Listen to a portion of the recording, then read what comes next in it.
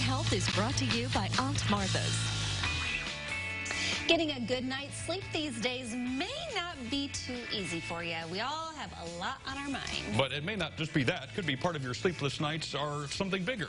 Here with more insight from Gibson Area Hospital, we have Dr. Ismail Bobat and Susie Cardamone to talk about what those bigger issues might be. Welcome, guys. Thanks for being here. Thank you. Thanks for having us. Okay, so can you, in a nutshell, doctor, tell us what some of these bigger issues might be that cause sleepless nights? Yeah, so it's very important that we get quality as well as quantity of sleep.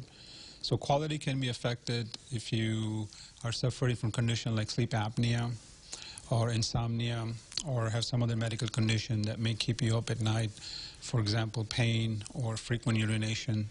So it's important to get those things evaluated. Unfortunately, sleep apnea is almost becoming an epidemic in this country with prevalence of, depending on how you classify it, but with symptoms, about 15% of male have it, and roughly about 5% of female have it. Why do you think it's more dominant in males? So estrogen is protective in this situation, so male are at a disadvantage. But as we age and as females reaches postmenopausal state, the ratio becomes even to male to female. I think most would consider that to be at least potentially based on weight, but there are other things that can cause apnea as well. Yes. And one of my boys, when he was really young, struggled with it, and he was, very average, if not small, at the time. Right. So yeah, I mean, weight is probably the most common. It's not the neck; is the neck circumference. That's the most important causing factor. So 17 inches in a male and about 16 inches in female. You have 33% chance of having sleep apnea alone without any confounding factors. All right, Susie, so this is a new kind of facility added to the services at Gibson Area Hospital. Dr. Bobat has mentioned, sleep apnea being one of them. What are some of the other things that you treat? Any kind of pulmonary conditions. If you're experiencing shortness of breath, that's what we strive to diagnose. Like asthma? Exactly. Okay. Does this help diagnose it? What is this thing in front of me? That's an incentive spirometer. An incentive spirometer. You're using big words. You're going to have to dumb that down for me. Well, you need to have incentives, so. Yeah, I heard incentive, so I'm hoping there's like a cookie afterward or something. What is this thing for, and what does it measure? Well, most people get this in the hospital after they've had surgery, and what it does is it's an incentive device to help you take those big deep breaths to keep those lungs open, especially after surgery, to prevent things like post-operative complications such as a pneumonia or something like that. I feel like it's that the thing where you have to swing the hammer and make the bell go to the top. Exactly. And the goal is to get as high as you can. Is that how this works? Yeah, it's sort of an exercise for your lungs, if you want to call it like a therapy. Okay. So, I think if you ask most, my lungs don't need any exercise, however.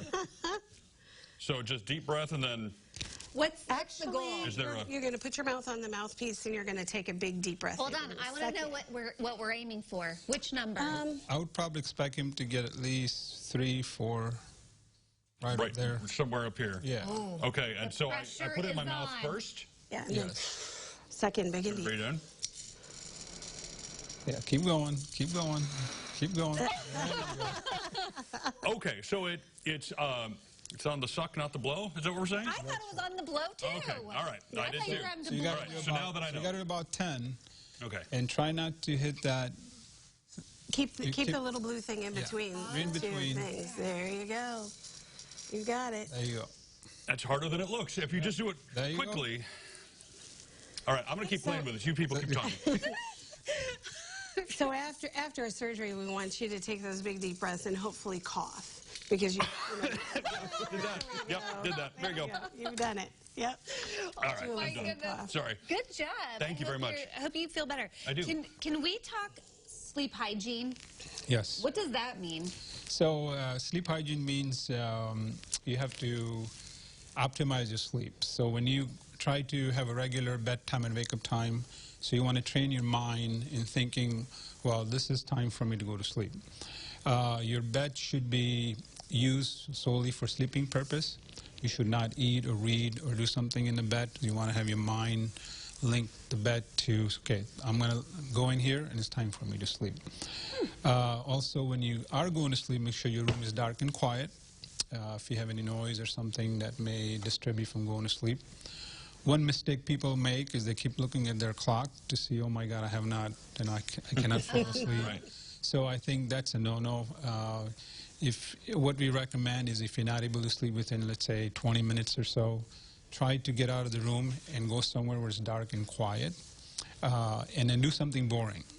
Oh, so don't look at your phone. Yeah, the TikTok sessions at 1 a.m. are probably not approved. Yeah, so. Oh, no. Okay, well, we're out of time, but we appreciate you coming, bringing the fun toys for Tim to test out today. Hoping I can keep it. It's all yours. Yeah, I'm sure it is at this point. If you want more details and maybe get one of these fancy devices for yourself, you can go to CILiving.tv and get all the information there. Well, Thanks, hopefully nobody needs one of those because that would require surgery. True, but it is So fun we're to hoping for get good one health. for free.